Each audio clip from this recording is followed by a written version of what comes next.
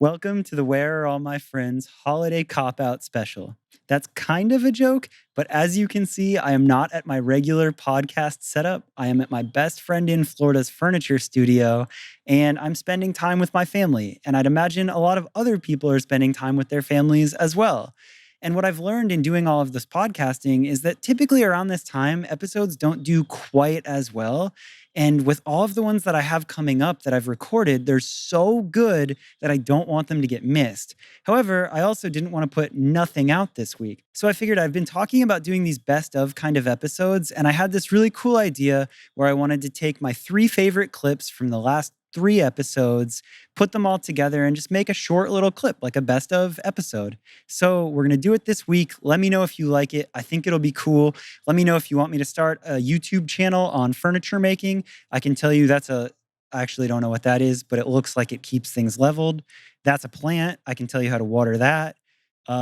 There's some files and planes and chisels. So if you want me to get into that, let me know. I think it'll go terribly. If you want Justin to make you furniture, I think that would be better, and I can let you know where to find him. Outside of that, I wanted to give you a quick update on the podcast. I've been working on a Patreon, and I really don't want to be the whack guy that makes a Patreon and just asks for money from supporters and doesn't give anything back. So I've been putting a lot of thought into some really cool intentional merch, and everybody that supports will get pieces of that along with other content and other bonus things that would actually be cool. So I'm really excited on that. I can't wait to show you guys more of that. If you have any other ideas or suggestions or anything like that, definitely let me know. If you want me to record more podcasts outside where you can hear birds chirping, let me know there too. I don't know how it's going to sound when you're watching or listening to this. Maybe it'll be like some nice ASMR of birds or something. I don't really know. Anyway, let's start this off. The first clip is Gavin Chops, who is Chelsea Cutler's drummer, the founder of Pack Records, and the founder of Bear and Owl Management. And this clip is us talking about goals and how they really don't matter if you don't take action and do something to accomplish them. He had a really cool perspective on that. And he also talks about the difference between confidence and courage being that drive that actually makes you do things. So, again, a great clip.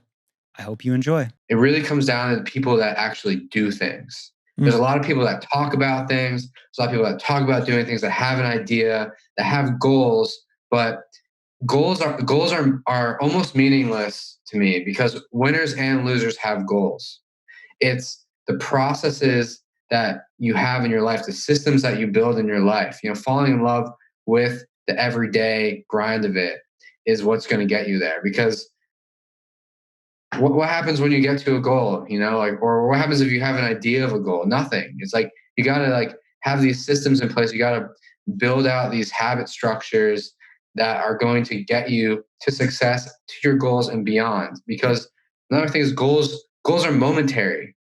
They only last for that 1 second, then you want more. So you got to fall in love with what you're doing in your day to day, because the goal is going to come and go, but what you do every day is going to be the same. So I love the grind that I do every day. I love the work that I have to do every day. Even when I was so broke and, just, making money just to pay my rent and eat a bowl of rice, even like that, I was happy because I was doing what I loved. Yeah. And it was the burden I was willing to bear, and I'm always willing to bear.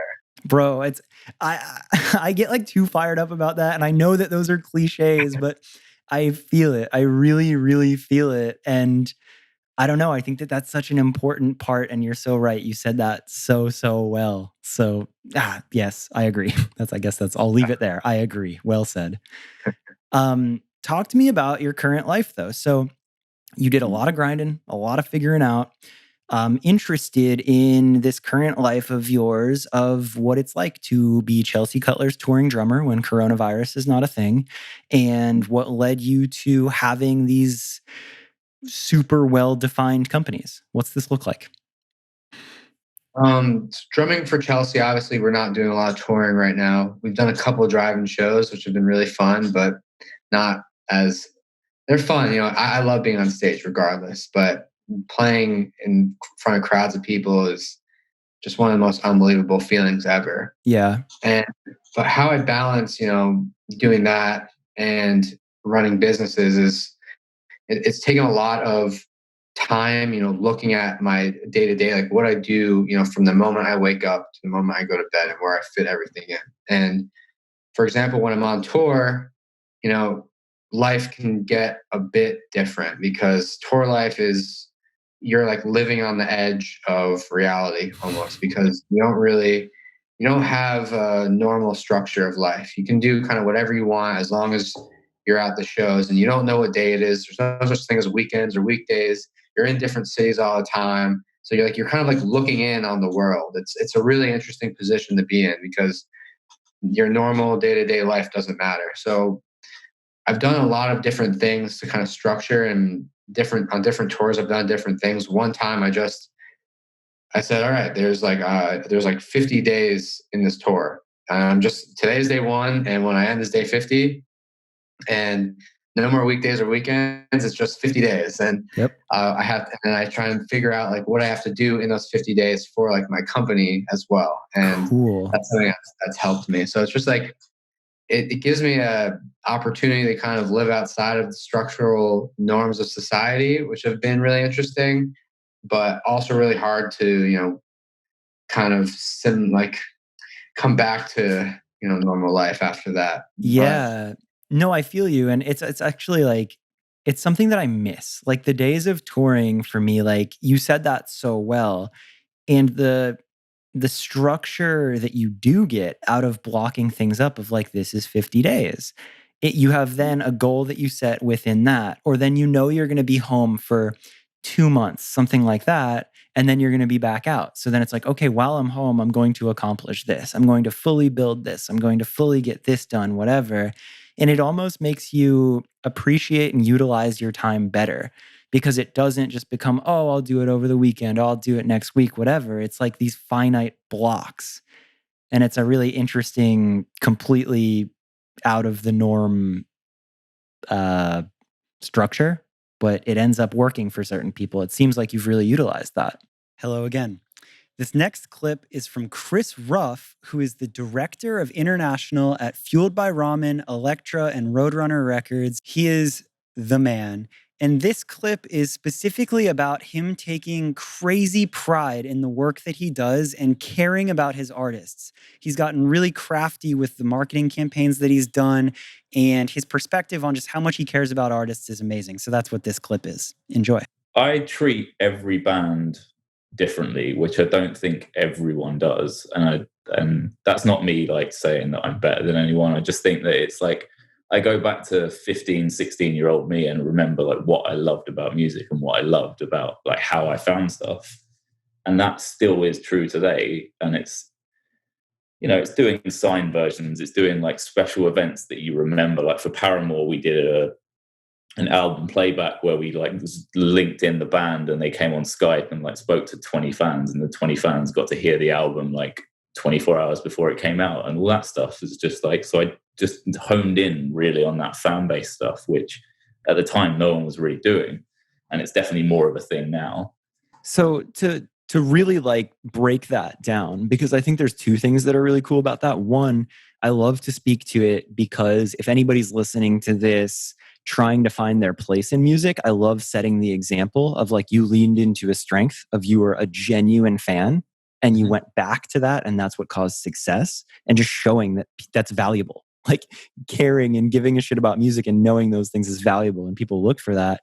But then also just hearing about like, wow, that's a job. Like you get to do that. That's really cool. So you would do that with every band. You would just like really focus in and look at what was making the fan base and the unique attributes to every artist. Band or artist that I I can genuinely say I'm friends with every one of them. I've got every single one of their cell phone numbers. I speak to them all. Like I want to understand. Like that was a big thing that, again, at the time where it was more of that. I think I came into the music industry when it was definitely a cross between the old school and the new school coming in. Like there was still people that were in the music industry when I started that were like very 90s mentality, where it was all sales based, and like there was a communal bowl of cocaine, and there was, you know, it was all that like Yeah, like very like that's like I feel like the epitome of like Suits. Like when you're like music industry, it's like Suits, and there isn't a personal connection, and it's very business, and it's very just like black and white budgets and campaigns, and not what you're talking about, right? Yeah, and then when the financial crisis happened, all of them guys left because they weren't making any money anymore. And then there was no money in music, so everyone that came up was like younger, didn't care so much about getting a massive wage straight away, and it was more passion based, I guess. And I was like at the early version of that.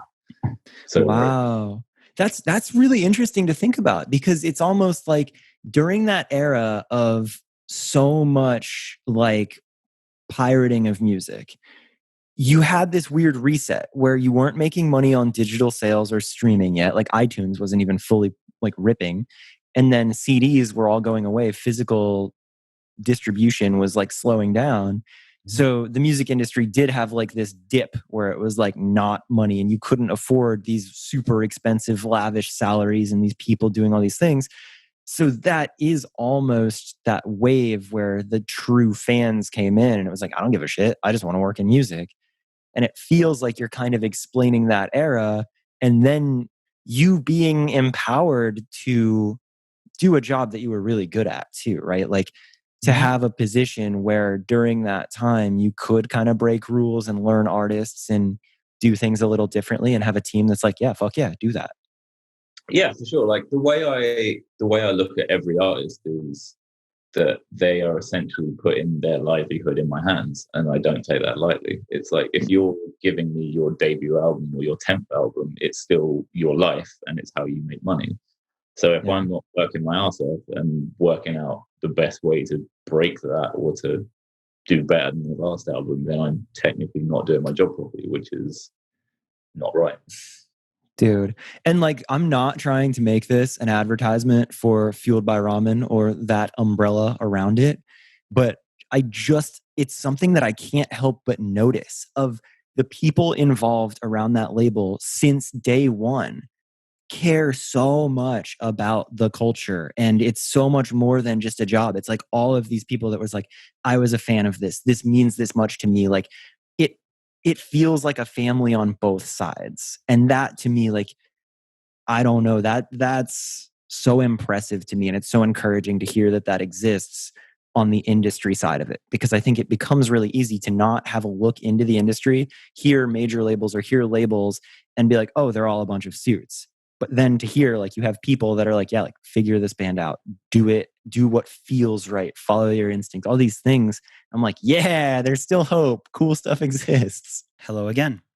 This last clip is Jack Gallagher, who is Mount Joy's manager, and we're talking about how he overcame the craziest year possible and kept such a level head with everything. You know, just kind of hit us like a ton of bricks, because this is like mid-March. We have a bunch of festivals coming up in April, May, June, and then our album release, which was June 5th. So your year was dialed. Like this was gearing up to be the big year. Yeah, it was exciting. Like it was like, you know, you can see a band touring and selling out shows in like 600 cap rooms, but the money is still super tight with all the expenses. And so this was kind of the first year where we're going to be playing like 1,500 to 3,000 cap venues, headlining in this fall, where we were going to like band members were going to make money for the first time. And so we were just not just about the money, excited to play these rooms like across the country that are some of the most famous spots. And we were putting out an album that we wanted to help push. Like when we play shows, it really, you can see online how things move from like with streaming and on socials and everything else. So playing those shows is going to be a big part to support the album too. So I think for about 2 months, we felt pretty helpless, but we had to get creative around the album release to promote it, to do radio sessions by like all of them in different areas, with the keyboard player being in Portland, two of the guys being in Long Beach, two of the guys in Philly. We had to like piece together these sessions. We had to do different remote content. And, you know, the lead singer was doing tons of drops for radio and stuff like that. Just all of this like remotely, where we had to just do anything we could to promote the album. My next question is, as this all happens, as the manager, where is it in your head where you're like, all right, it's time to get real proactive? Like, where did you have that moment of like, I'm about to have to change gears and figure out a whole rollout in a whole different way? Like, when did that get real? And like, what was your first proactive move in that?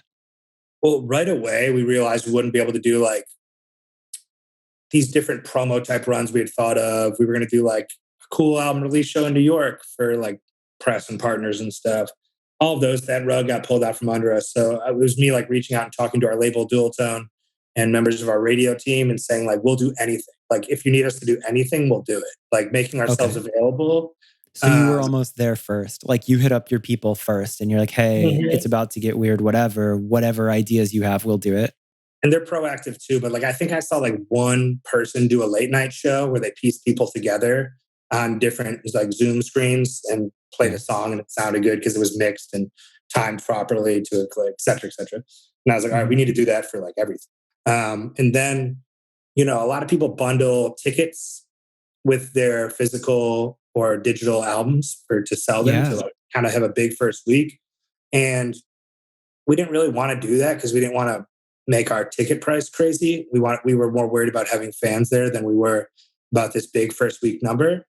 We were worried that could like rub people the wrong way potentially. But what we did do is we made these bundles where people would get our vinyl and we would do like Zoom shows with you or meet and greets or all sorts of different digital things for fans. We did like these quarantine sessions, which were different live recordings of some of the songs from the album that we would send you the MP3s. The Zoom shows, you know, were for like 25 people. So you get all your friends to throw in like 10, $15 each to get towards like the asking price we were trying to get for those. And those were like crazy. huge successful.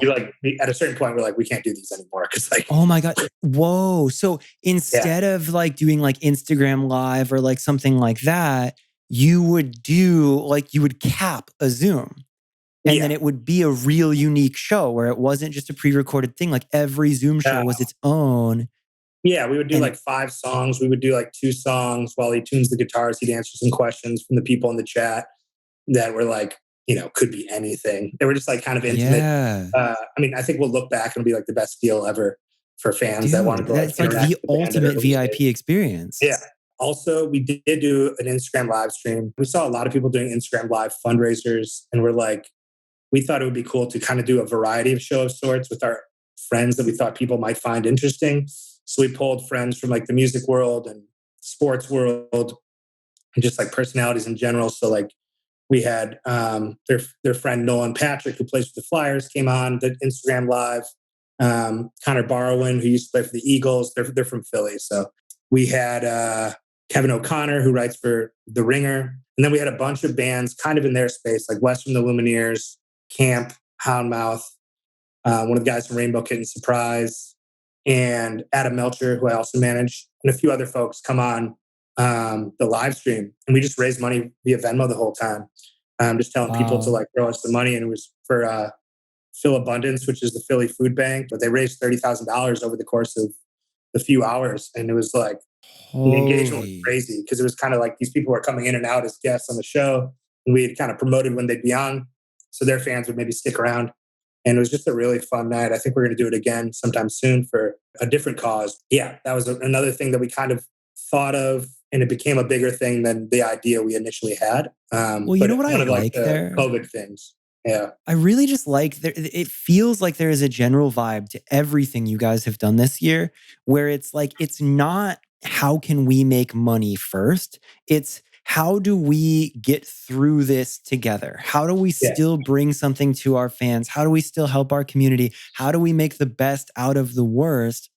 So all these things you've done, none of it is ideal, but it was like proactive in the best way. Not only were you fast and proactive in saying we're willing to do whatever radio shows want or whatever people are asking of us, you were also just like having fun with it and just not overthinking it. You were just like, cool, like let's send it, let's go, let's try it. And that to me just feels so right in this. So to hear you explain it further and to hear like the success behind it, I'm like, that's it. That's what I love. So there it is, the Where Are All My Friends holiday cop-out best of furniture building extravaganza episode. I hope you liked it. If you're listening to this and you're not watching the YouTube, the furniture joke makes absolutely no sense, and I apologize. These next couple episodes that I have recorded are some of my favorites. I talked to some people in music that were just incredibly inspiring. And I also talked to a few people a little outside of music, but in some incredibly cool industries. May or may not have had a host from Vice, and may or may not have had somebody who worked with one of my favorite brands and one of my biggest inspirations growing up. So definitely subscribe. I'm stoked for you to hear it.